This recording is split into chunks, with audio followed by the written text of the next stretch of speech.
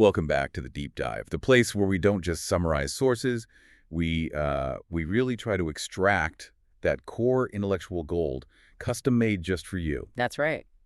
And today, we're going to be tackling some truly foundational questions. I mean, stuff like, what is matter?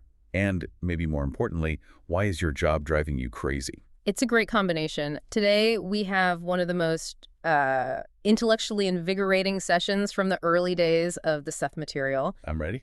We are strapping in for a deep dive that brilliantly connects cosmology to cortisol. It shows how the deepest definitions of reality directly impact whether you feel fulfilled or, if you just want to quit and move to an island. I love that. From the cosmic to the cubicle. So let's get specific. We are diving into the source material from session 67 of the early sessions, book 2 of Seth material. And this was recorded on a Wednesday, July 1st, 1964. 1964. And, before we even get into the heavy metaphysical listing, the initial notes for this session, they just give us this fantastic human context. Oh, absolutely. The human element is always front and center.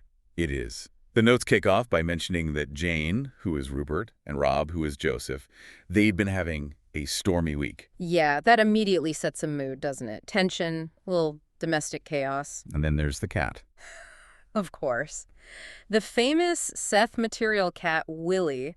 Willie was apparently very frisky right before the channeling started. So frisky, they had to remove him to another room. Which is just a perfect opener. I mean, picture this. You've got two people trying to access non-physical intelligence, trying to define the fabric of the entire universe. And first, they have to deal with a highly enthusiastic cat demanding attention. It really grounds the whole endeavor. It makes it so much more relatable. It does. It's not some sterile academic exercise happening in a lab somewhere. Right. It's two people in their living room dealing with a frisky pet and, existential worries, trying to channel profound truth. Exactly. Before we go any further, just a quick note. Yep. This deep dive is distributed completely free of charge on all major platforms, and it is for educational purposes. And we absolutely must credit the incredible source material to the Seth material and, of course, the publisher New Awareness Network. Okay, so our mission today is pretty ambitious. We are going to unpack Seth's revolutionary philosophical definitions of reality. And we're focusing particularly on the nature of matter as action. Right. And then we are going to explicitly trace how Seth uses that philosophy to dissect the very immediate and highly entertaining personal and professional conflicts facing Rupert and Joseph. And all while they're running these psychic experiments that seem to confirm the very cosmic rules Seth is laying down for them. It's a beautifully integrated session. It really is. Okay, let's unpack this central idea. I think we need to start with a fundamental challenge to how we normally see things. The standard perception. Yeah. We are taught, basically from birth, that the world is made of things. Things that are static, solid, and entirely what our eyes and hands tell us they are. And Seth just immediately throws that assumption right out the window. He does. This is where we start building the new paradigm. Seth begins by establishing the limits of our five senses. He says that matter, as we define it, represents only those constructions perceivable through the outer senses. So it's not that the table's material. It's that we've just decided to define the energy we perceive through touch and sight as material. Precisely. So material is just a subset of all the available constructions out there. It's like the file format our current physical computer can read. That's a great way to put it. And the key philosophical shift here is acknowledging the existence of the rest of the universe, what he calls the other constructions quite as valid, which make little or no impression on our outer senses. The immaterial constructions. The immaterial constructions. And they are every bit as real, but they operate outside the very narrow band of perception we currently use. This feels like such a huge philosophical expansion of reality. Because if something isn't material, we usually just dismiss it, right? It's Right. fantasy or it's a subjective illusion. Right. But Seth says these immaterial things, like a complex dream environment or a deep-seated fear that plagues you, he says they are valid constructions. Absolutely. And they are not just passively existing somewhere in a vacuum. This is the key. Seth stresses the profound causative link. Okay. These immaterial constructions, he says, exert a strong influence indirectly upon the world of physical construction. Your beliefs, your expectations, your deepest imaginings, these are the forces that are constantly pre-shaping the raw energy that will eventually manifest as physical matter. So if I hold a deeply entrenched immaterial construction like, say, a belief that money is fundamentally difficult to acquire, That belief is actively, strongly influencing the construction of my physical financial reality. That is the core implication. Yes, it operates indirectly. It's not like your thought instantly generates a stack of cash on the table. Right, that would be nice. It would be. But the belief acts more like a persistent filter, or maybe a magnetic pull. It utilizes available action to construct experiences, jobs, opportunities, financial blocks that constantly reinforce the original belief. The connection is unbroken. And this is where it gets really interesting, though. The midway grouping. Yes. Seth places perspectives and spatial directives in this category. He says they don't exist like a chair, but they are mediums in which action can occur.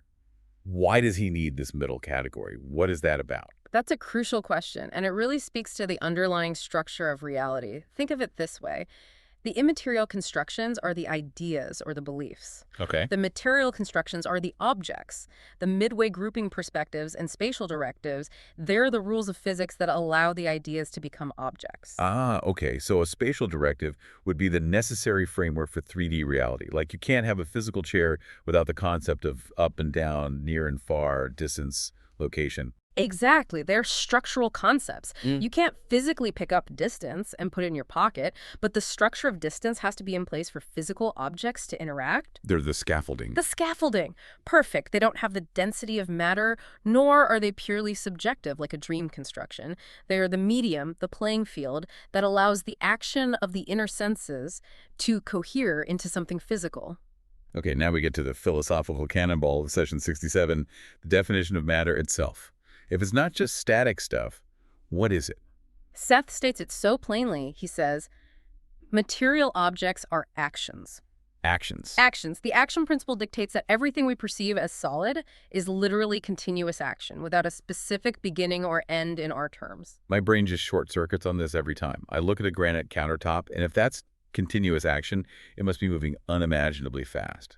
But to my senses, it is the definition of static. And that's the entire point, the illusion of stasis.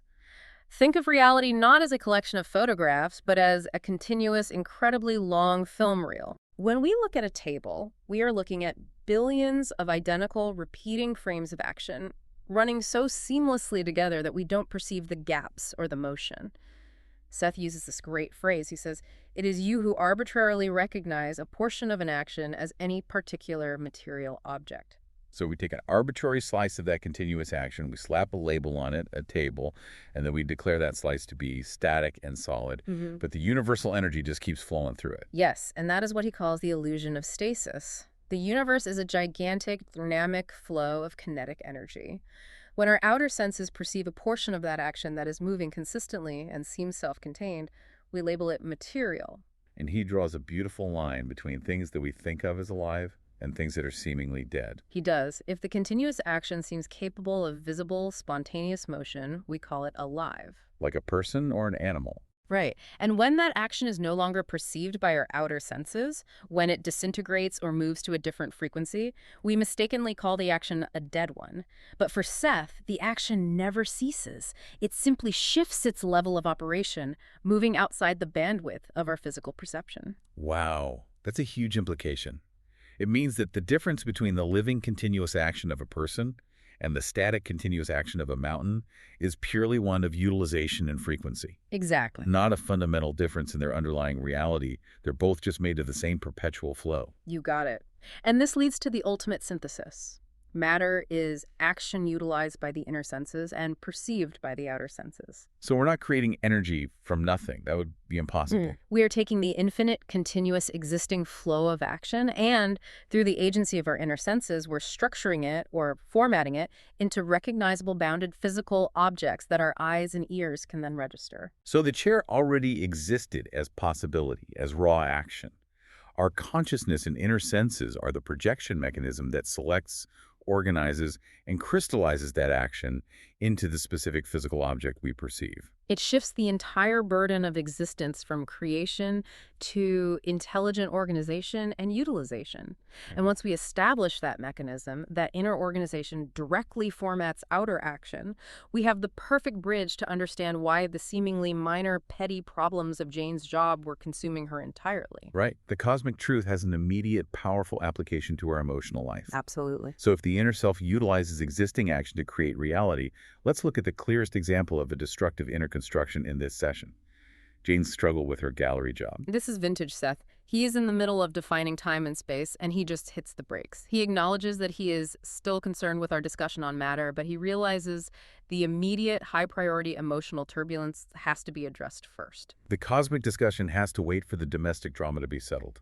I love that. He's a very practical entity. And the drama centers around the gallery job Rupert or Jane was doing. What's interesting is that Seth confirms it was a necessary experience. It wasn't a mistake, no. It was a required chapter in her life that had been settled.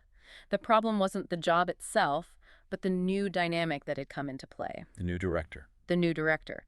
Seth confirms that this director began demanding greater, often needless, attention to detail and insisted on a new level of personal supervision.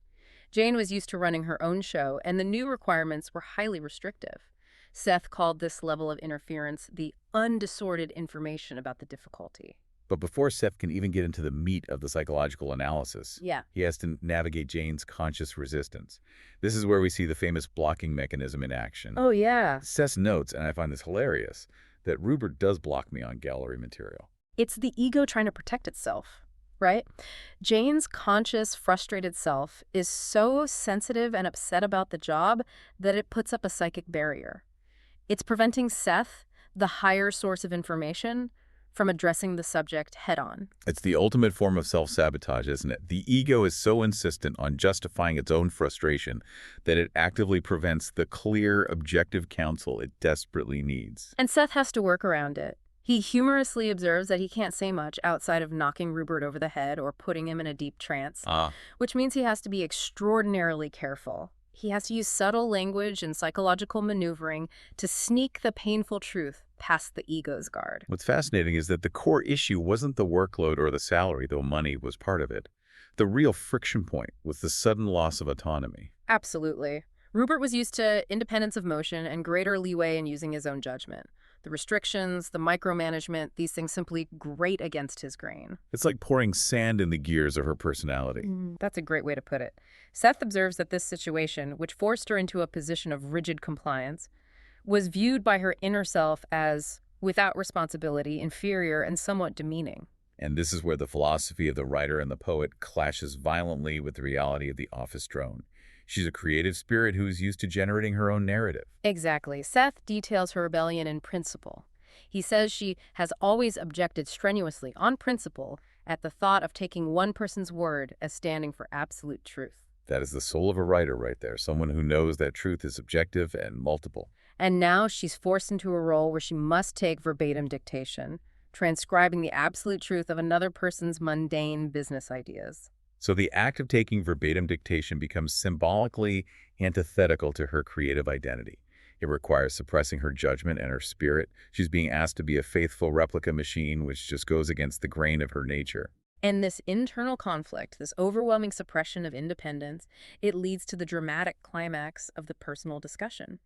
This is the moment when Seth's voice deepens, it changes pitch, and it literally booms out during the session, shattering the usual calm. What does he say? It throws him into an emotional tizzy. An emotional tizzy. That moment is so powerful because you can feel the sheer force of Rupert's frustrated emotional energy finally breaking through the trance state and being channeled by Seth. Oh, it really is. And the phrase emotional tizzy is so perfect because it captures the feeling of an utterly childish, over-the-top, non-rational explosion caused by a deeply held principle being violated. It was an overreaction, yes, but Seth is pointing out the genuine emotional pain behind it. Rupert functions best, Seth explains, when she is left largely alone, given a function, and trusted to execute it. And the new director's implied sense of superiority combined with the lack of independence just compounded the problem. It did. And there's a great subtle point Seth makes about the title itself, which shows how language influences our inner construction. Rupert was insisting on being called the gallery secretary. Which implies a professional relationship to the institution itself. Right. But the new environment was demanding she act as Mr. So-and-so's secretary. Oh, that's a huge difference. Huge. It immediately restricts her autonomy, implying personal ownership and servitude. It shifts the entire power dynamic. It changes the relationship dynamic from being an administrator of an institution to being the property of a person. Exactly. And Seth summarizes this resistance perfectly. He states the deep truth about Jane's personality. The form without the spirit will always leave Rupert cold. She needs meaning, independence, and respect for her own judgment. Without the spirit of autonomy, the form of the job is just unbearable. Okay, so now we move to the truly deep dive, where Seth connects the immediate tizzy to the historical immaterial constructions rooted in her childhood. This is the integration of philosophy and psychology. This is where it all comes together. This is so essential. The gallery wasn't the cause, it was the trigger. Seth reveals that the close supervision bothered Rupert specifically because of the constant closeness of his mother in space during youth. Wow. So that historical pattern, this feeling of having a critical, controlling presence always nearby, it creates an almost automatic panic reaction in the adult. Right, when the new director insists on hovering, it doesn't just feel like bad management. No. It feels like the suffocating psychological pressure of her youth coming back to haunt her. And that risk of a panic reaction leads directly to what Seth calls ego confusion. The rational adult knows the job isn't life-threatening, but the subconscious, reacting to that old trauma, is sounding a massive alarm. Causing the intense emotional rebellion. Yes, the personality cannot reconcile the mild external stimulus with the extreme internal response. And this anxiety is coupled with an even older, shared immaterial construction. Yeah. The fear of economic instability caused by the Florida incident. Right. That previous experience, which involves some degree of financial or professional instability, frightened him enough so that he will not leave a job unless he is almost forced into it. So that fear, that immaterial construction of potential financial ruin, was acting as a barrier, preventing her from simply quitting the restrictive job. She was caught. The inner self was utilizing action to construct a stressful work environment, and the fear was utilizing action to construct the persistence in staying. She was caught between two negative constructions. And then Seth provides the truly critical revelation about the financial element. This is key. The problem wasn't primarily financial. The money issue was secondary. So why did she want more money? Rupert subconsciously wanted more money to compensate for the lack-taking away of independence. The money would be an energetic compensation for the psychological cost. But compensation wouldn't solve the core issue of lost autonomy and triggered childhood trauma. That's such a powerful lesson for everyone listening. I mean, so often the solution we think we want, like more money, is merely a subconscious attempt to compensate for a psychological deficit, like a lack of respect or independence. Exactly. And Seth makes sure to include Joseph or Rob in this psychological assessment, demonstrating the shared anxiety in their household. He does. How? He reveals that the same Florida incident fear also struck Joseph and influenced his outward acceptance of his own job before he made a beneficial change. Both of them were carrying the immaterial baggage of that past fear, which was affecting major decisions like whether to buy a house or change careers. So their internal landscapes were actively constructing their joint reality. That's the brilliance of it. Please. Seth uses the metaphysical definition of matter as utilized action to directly explain Jane's inner turmoil. Her fearful expectations, which are immaterial constructions, are literally utilizing the action of her environment to construct a gallery experience that feels physically restrictive and painful. It's the mechanism of creation applied to personal suffering. It is. Okay, now we swing back to the abstract, but with the added context of understanding how the inner self utilizes action. Yes. This next section provides concrete, sometimes bizarre, real-time proof that these other constructions, the immaterial realms, are actively accessible and populated. These were the experiments Jane and Joseph were running right around the time of session 67. They were actively testing the boundaries of perceived reality. Let's start with the classic non-physical communication device, The Ouija board. the Ouija board. On Friday, July 3, 1964, just 2 days after the session 67 dictation, they started a Ouija board session, and they immediately contacted a personality named Tom Roberts. And this wasn't some slow, confusing contact, was it? Roberts came in hot, spewing highly specific yet totally unverifiable details. He did. He claimed to be a great-great-uncle, providing specific dates and locations. He died in Oslo, Norway in 1841 at age 52 and was born in Wales. Okay, sounds plausible so far. But then he added a detail that immediately raised their skepticism. His Welsh birthplace was the town of Tenderhoof. Tender hoof. Okay, yeah. That has the ring of something a subconscious might invent, right? It sounds slightly whimsical and possibly too convenient, especially when you contrast it with the cold, hard dates. Exactly. And the initial interaction was very quick, which further fueled their skepticism. When they asked him why he contacted them so easily, he replied with this wonderful confidence. What do you say? He said, I am bright as starlight, smart. Huh? I like him. But despite the amusing self-praise, Jane and Joseph were highly cautious. Very. They immediately became highly suspicious of the origin of these messages and concluded they were likely subconscious sources.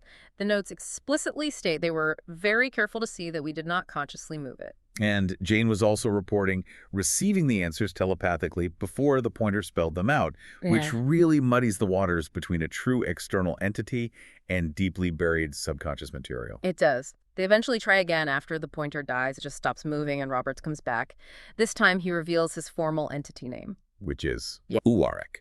And this is where the plot twist arrives, linking this seemingly random contact back to the core Seth material hierarchy and demonstrating that there is structure even in the immaterial constructions. Yes. Or claims he is an entity in training.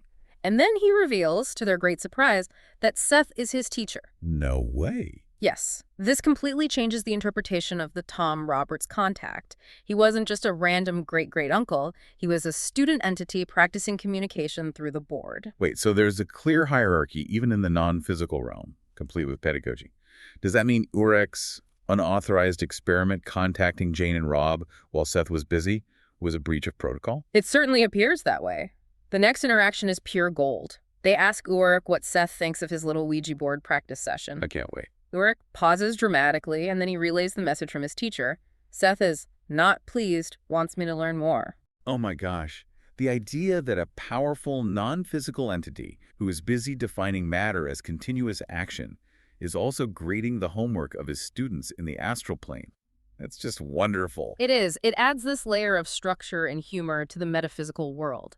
It proves that the other constructions are populated by entities who are also learning the rules of communication and utilization of action. So while Jane was dealing with psychic students, Joseph, or Rob, was diligently working on his own psychic development. That's right. Specifically, psychological time experiments, trying to consciously access simultaneous realities. This links directly to the idea of action existing outside of physical constraint. He detailed his experiences on July 2nd and 3rd, trying to expand his focus beyond the purely physical slice of action. And he reported a pronounced and persistent sensation of being simultaneously on two levels. This wasn't just a mental awareness, it was physical. How so? He described the feeling of elevation in his forearms hands, even when they were flat on the bed, and his legs felt bent and drawn up at the knees, despite being visually flat. So his physical body was constructing one reality, while his inner senses were constructing another simultaneously. Yes, and the ultimate expression of this was the Louisiana episode, a full-blown projection experience he had on July 3, 1964, around 9:00 p.m. Okay, tell us about the scene he found himself in. Ruff found himself floating, looking down directly above a parked car. It was an older model sedan with a rounded gray roof. Below, he saw a highly focused, wiry, youngish man named George Marshall in a white shirt, sleeves rolled up. And what was George Marshall doing? He was worriedly circling the locked car, concerned about a man inside. This detail is critical because it's a specific, verifiable-sounding snapshot of a physical construction that Rob's inner senses had accessed through utilizing action. And the interaction is what makes it feel so real. Marshall sees Rob, a floating, ethereal presence, and is entirely unsurprised. The communication is urgent. Marshall immediately focuses on his problem, telling the floating Rob, "There's a man in there, and there's something wrong with him. I can't get him out. The doors are locked." Wow. And Rob, understanding his mission was to provide verifiable proof of projection, he struggles desperately to communicate his own identity. He tries to get Marshall to contact the physical Jane and Rob. He struggles desperately to speak, attempting to complete his mission. The notes say he's trying to get out the words, "Listen, my name is Robert Butts. I want you to contact."